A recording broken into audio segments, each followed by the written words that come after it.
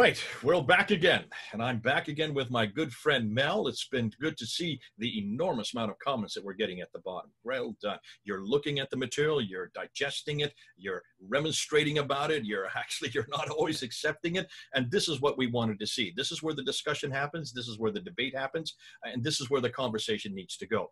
It's because of you people and looking at this new material. This is new material. It is controversial. It is, in some case, confrontational. We understand that. We're the first to actually introduce an awful lot of what we're talking about. We've now introduced who we think Muhammad is. We now introduce where we think Mecca is. We pretty well are introducing a whole new Islam, not the 9th and 10th century Islam, but one that actually exists in the 7th and 8th century. And that's why it is causing an awful lot of backlash. And we're getting people who are upset, others that are happy, some who are just in between, people who are just curious. Well done for coming on board with us. Well done for digesting it. And better yet, for those who are actually introducing us to some new material that we didn't even know. Now, Mel has been on for the last 2 or 3 weeks. We've had Murad on, and it's been terrific to get both their expertise. But now we're moving to someone that is new, a new individual that we want to introduce you. And to do that, I want to bring Mel on board. Mel, are you there?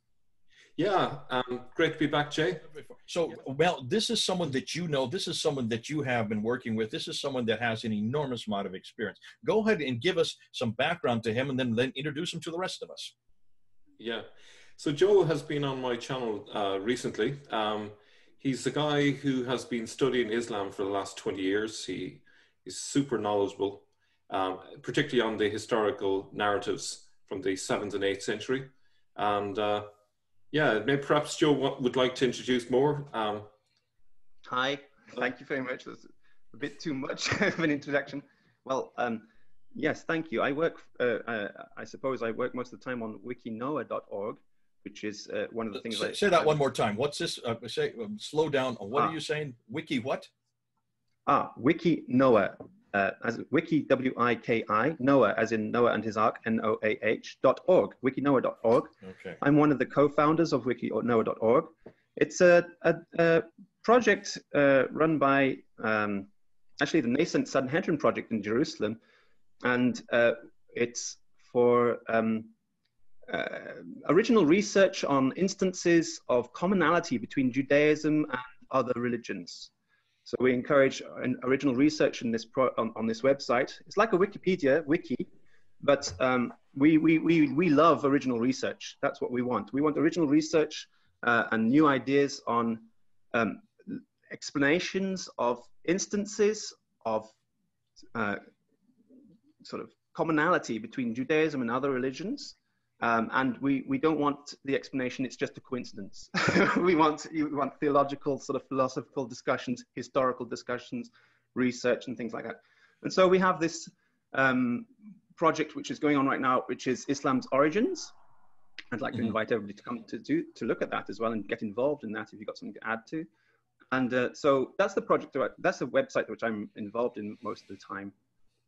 Well, Joe, it's great to have you on board. It's great to have you with us. I'm kind of finally to meet you. I've heard about you. Mel's been talking about you. I think what Mel and I would like to do this evening now, for especially, is to have you go and open up this real hornet's nest concerning the name Muhammad. We know that Muhammad, according to the traditions, is the prophet, and that he is introduced certainly 4 times we find him written in the Quran. We know that he was introduced by Abdul Malik, possibly as a person, or it could be nothing more than a title, on the Dome of the Rock in Jerusalem, also on the coins in 692, and then also on the Caliphal protocols the same year. So certainly this person or this title named Muhammad is significant to Islam. It is their prophet, and it is from he that everything is settled and is supported by. So you're saying, however, that Muhammad may be something else, and you have a whole nother paradigm, an entirely different narrative about Muhammad that comes from your research. And you do, as you said, you're a researcher. This is what you're doing. And you spent 20 years in this area. Listen, we'd love to know what you found out. Go ahead and share with us and introduce us to this. Let's see, who is it you come up with concerning this either person or this title or this individual Muhammad?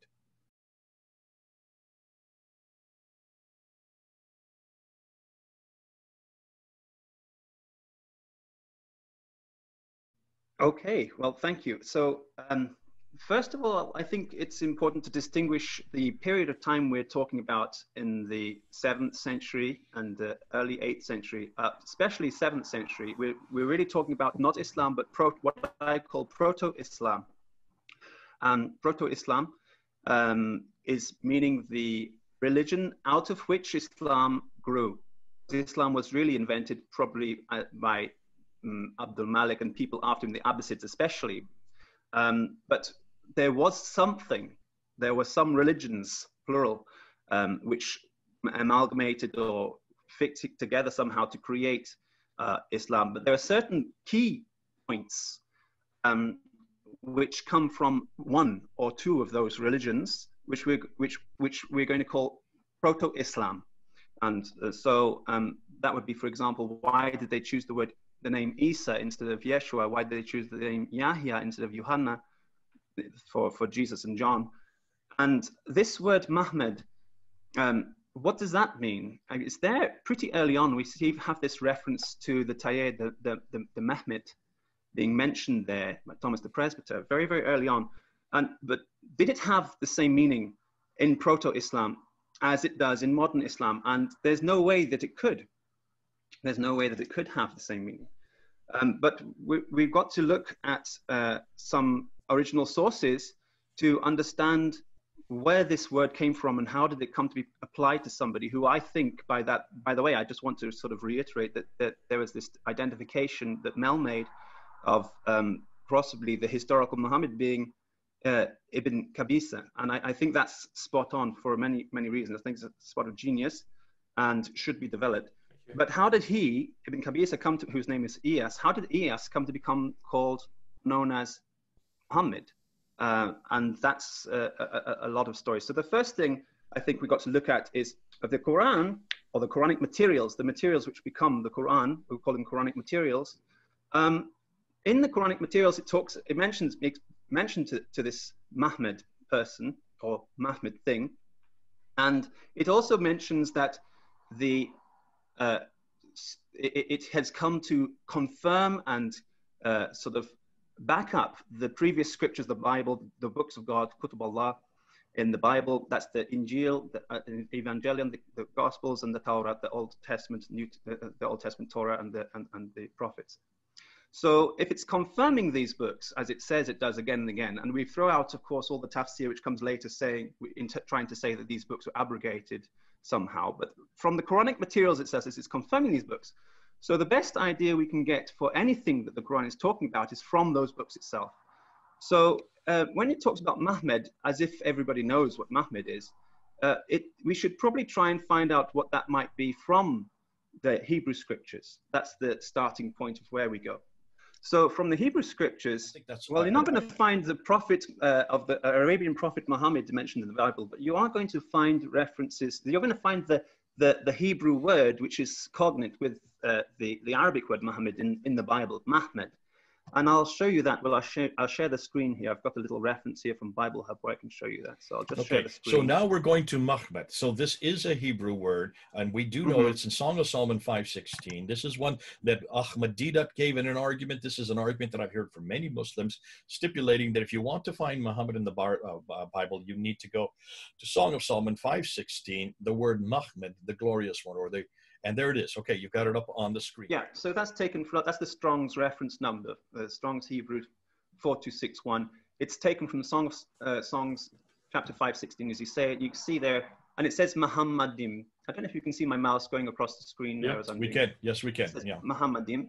This is a plural form, Muhammadim, and you've got down here other occurrences, the same word with different grammatical contexts. And you can see here, I'm pointing at one, it says MACHMAD, 5 occurrences. And I've actually already opened up those for you. So MACHMAD, 5 occurrences. I'm showing you the bottom 4 here, which are from Ezekiel. But actually, let's just talk about this Muhammadim first in the Song of Songs. I mean, that's a reference to the bridegroom of Israel. Israel is the bride, and this is the bridegroom of Israel. And I suppose you know who the bridegroom of Israel is, right? Well, yes, but hold on a minute. From a Jewish point of view. Well, what's it from a Jewish point of view? The Lord. Okay. The Lord is the bridegroom of Israel. Okay. You know the that's word same. for that in Hebrew?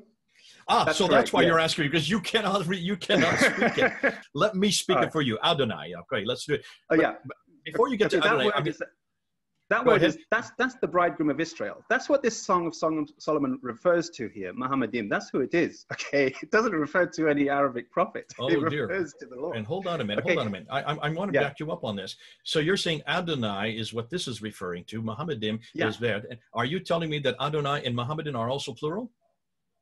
Yeah, Muhammadim and the other word is that's also plural. They're both a minimum of three. They refer to three. The Wait a singular minute. form. A minimum of three. So this cannot be dual. Yeah. This cannot be singular. No. You're saying three or more. Well, there's the Trinity right there. Yeah. Okay. That word, singular form, would be Adoni, which means my Lord. So we have this concept of something called birur nitzatzot, or birur nitzatzim, which means gathering the sparks, the holy sparks which have spread throughout the world. And so our project at Wikinoa is to gather the sparks, the holy sparks together, to bring us all together. You know, you're going to love some references. There's actually a phrase. I'll actually say a Shema for you, because it's evening time. I should say the Shema anyway. Shema Israel, Adonai Eloheinu, Adonai Echad. These three are one. That's what it says in the Kabbalah. Okay, so that's Deuteronomy 6:4. You know it. Of course we do. But I'm glad to hear you say that. I've never heard you say that in public. Are you the first? Are we seeing history made here, Mel, by you actually coming on board and actually admitting? This is breaking news. There are plenty who admit this. They wouldn't say that that Jesus was part of that Trinity. They would, or these 301. They wouldn't say that at all. But these 301. This is acceptable. This is an acceptable point. And I hear what you're saying. All you're doing is you're following the evidence where it takes you, and that's what you do on this Wikinoa. You're not sitting there to interpret it. You're just putting it out there. You're letting us come to our conclusions on it. And listen, we're going to sit there and come to conclusions, but I'm also excited because Muslims are going to have to deal with this now, because Muslims always take me back to Song of Solomon 5:16, and they say this is categorical, this is referring to our Prophet Muhammad, when in reality, this has nothing to do with Muhammad. This is actually to do with God. And it's not just any God. It's not a God who is one as a monad. It's actually God who is one in three. And it's the same God that we see in Deuteronomy 6:4. It just gets better and better and better.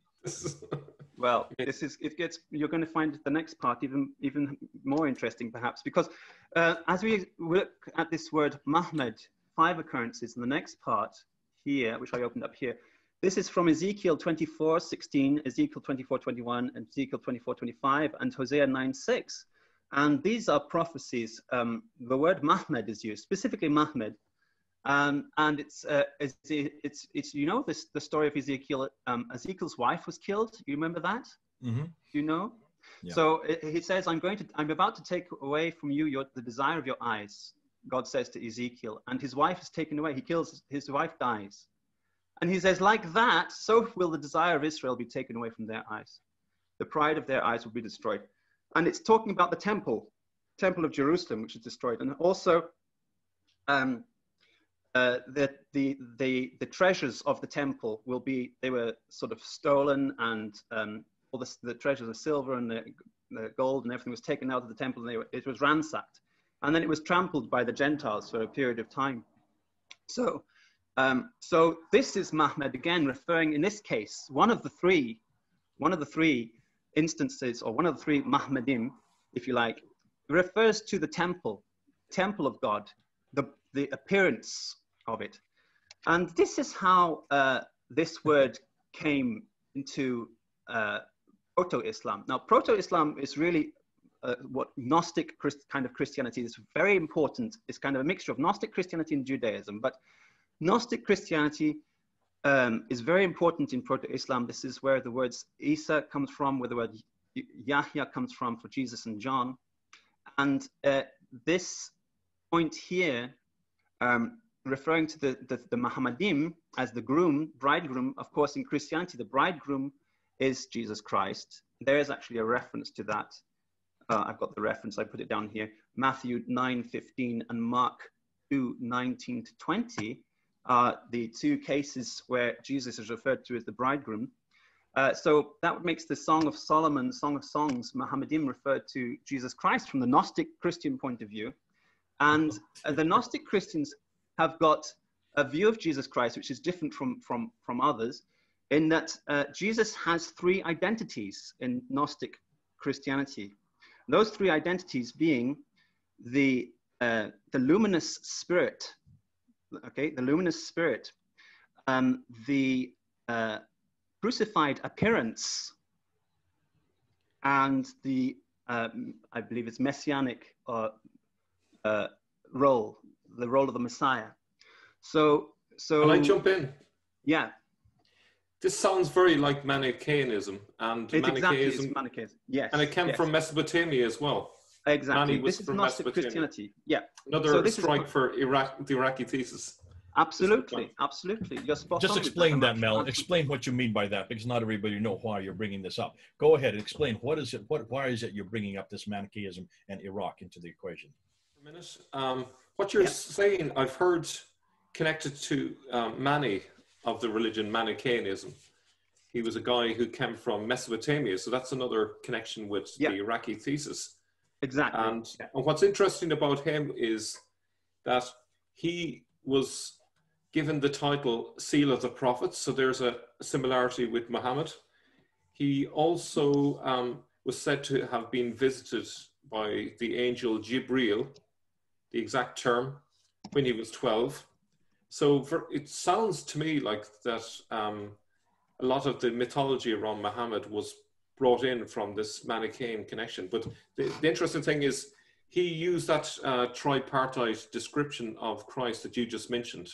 Yeah, he did indeed, exactly. Yeah. And so it's exactly the luminous spirit, that Jesus, the Messiah, the messenger, and I think the word is patibilis, Jesus, the suffering appearance, the suffering one.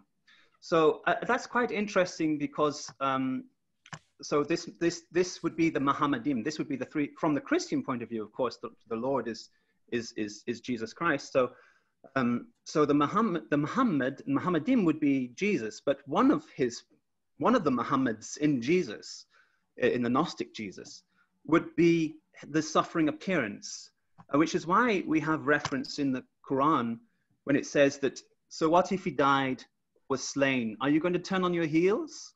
And it's reference to Muhammad. What if he dies or is slain? Are you going to turn on your heels? At the same time, it says concerning the Rasul, the messenger, Messiah, they didn't crucify him, neither did they kill him, but it was his appearance, that they killed. It appeared to them so. Which is again saying, so they crucified his appearance, the patibilis, if you like, from the Manichaean point of view. They crucified the suffering's appearance, but they didn't crucify the Messiah, because the Messiah is the Ahmed which Jesus gave to his disciples the night beforehand in the form of the bread and wine. He says, this is my body, here, I'm giving it up for you. So that wasn't even on the cross. What was on the cross was the luminous spirit and the appearance. But the Messiah had already been given to the church, if you like, beforehand. So the Messiah continues the work from the Gnostic point of view. This is obviously not Christianity as we know it, but from the Gnostic point of view, the body of Christ, the church, continues the work of the Messiah until they're reunited again at the end of time. So, Joe, what you're doing, and it's fascinating because I see what both you and Mel have found. Here you have, even in chapter 4, verse 157, which you're quoting right now on this reference, this is another suggestion, this is another side post, you might say, of this influence, this Gnostic influence on the Quran as well.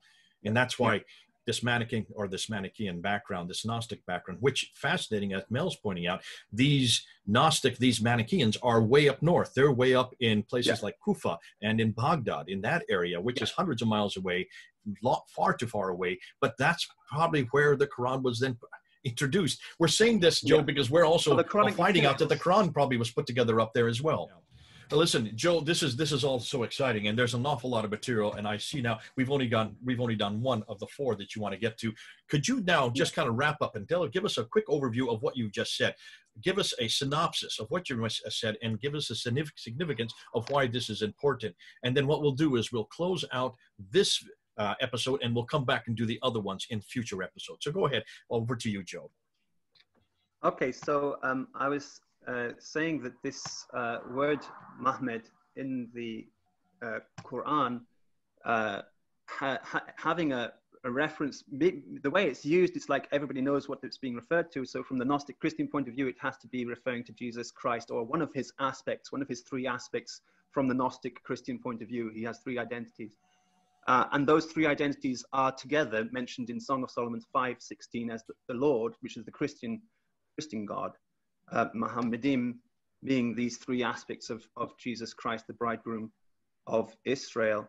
That minimum three that this Mohammedim refers to reiterate the point, is that Rasul, word, and spirit.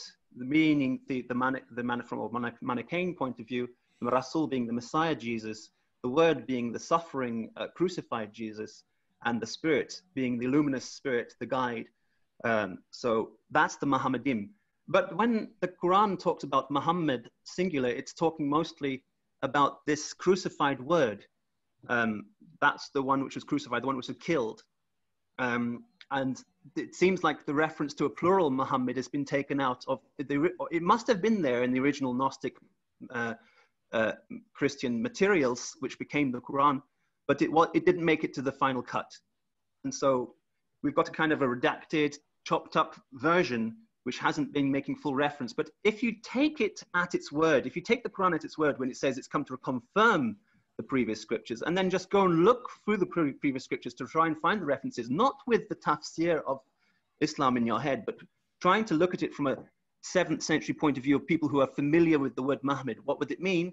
Then it means Muhammad, it means the Lord, and it cannot mean a human being. From a Gnostic Christian point of view, cannot mean, think of the word, he was Rasulullah, Kalimatullah, wa Ruh Manhu. He is not described as being a human. They say he was the son of Mary because they're emphasizing that this divinity was born of Mary, unlike certain adoptionist Christians who believed that it was a man who was born of Mary, and then at the baptism he received the Holy Spirit and was adopted by God. They're saying, no, he was not adopted. He doesn't have to adopt a son. There's no need for him to adopt a son. Everything belongs to him. But he was born of Mary. And these words have been completely taken out of context, out of the Gnostic Christian context. Anyway, so that's the point of this point. But there's, as we said, a few more things to talk about. So, okay, we're going to do that. Go ahead and unshare your screen there, and then we'll just get the three of us back together again, and we'll end off this section, and then we'll go ahead and start the next one. Okay. Yeah. So, listen, this has been terrific, Joe. Thanks, Mel, for bringing Joe on board. Looks surprising you say what he says. It's great to have you actually support what we've been always assuming, what we always knew to be the case. I don't think there's anyone who would deny the plurality and the unity of the Godhead. As long as they've been studying Kabbalah, we know we've got the 10 Sephirot, for example. This is all one God. Boy, I'd like you to come down to the speaker's corner and set someone straight there, because they would never accept what you just said. We don't have many need to study Kabbalah then. We don't have many You're not allowed to Kabbalahs. study this until you reach the age of 40 anyway, so that's why a lot of younger might not necessarily be interested in. Are you over 40? Are you over 40? Obviously. I would never thought so. Your voice is very, I don't know who you are. I've never met you, and I don't see your vision. So you don't look like you're over 40. Effect that studying the Jewish theology has on you. It makes you younger, you see. So well, you sound younger. You do a good job. Listen, it's been terrific to have you on board. We're going to be doing more of these with you. This has been great. Thanks, because Jay. Not only are you unpacking scripture, not only are you looking at it and you're seeing where the evidence goes, you're actually letting us come to our own conclusions on it. That's the important thing. Yeah. Mel and I do that, and so we're gonna ballyhoo it, and we're gonna run probably further than you are willing to run. We'll even recite the word for you in public when you need to do so. Thank goodness we don't have those kind of restrictions, but I understand why you have to. But listen, thanks again, Joe. I've never met you before. This is a first time. I'm excited by where you're going. You've done over 20 years of experience of working on this. You know your material. You know your stuff. Now, what we want people to do is to listen to what he's saying and respond.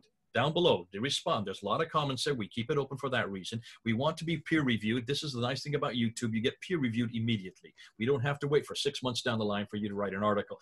Get there, write it. You'll do it within minutes.